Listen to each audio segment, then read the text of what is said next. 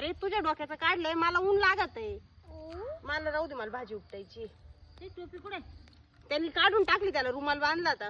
किती झाली भाजी उपटून? झाले असते 10-15 जुड्या तशी. हे असं आहे पातळ पातळाची, तू चांगली चांगली निवडून काढायची ना. आणि हे दादू शेठ हे आमचं वाढव काम आहे, त्याच्यामुळे तिकडे जास्त मेथी होती का त्यावेळेस याला म्हणून राऊरील नेऊन घातलेलं होतं.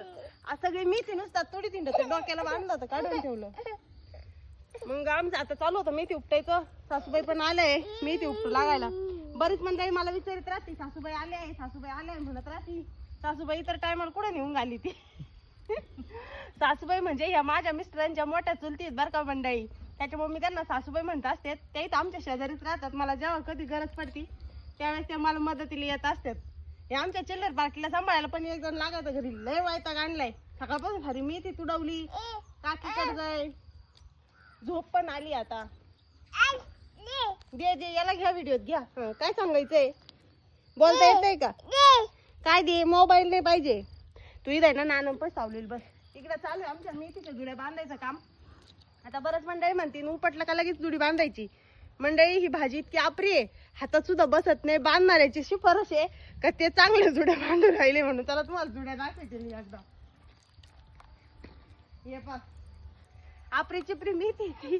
हे पा, हे पाहिलं का एवढली भाजी. त्या दिवशी एक माणूस काय म्हणे, काय एवढली मेथी भाजी घेऊन आले म्हणे, आज झालं तर झालं, सारा बाजार इंगला.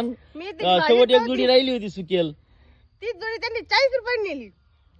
आधी जेव्हा ताजी टवटवीत होती तेव्हाच घेऊन गेले असते, तेव्हा भाजी नाव ठेवून गेली. हे काय म्हणी, चुनुक चुनुक एवढले पानं बांधले म्हणी आणि 40 रुपये काही सांगा त्या.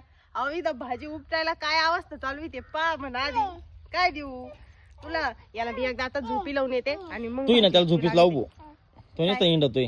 काय चलू. हा चला, हा चल ना मग.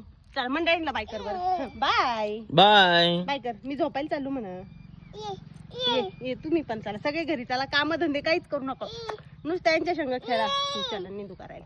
तर चला मंडळी, आता त्याला एकदा झोपी लावून येते आणि मग राहिलेलं मी तिचं काम आवरून घेतो आम्ही.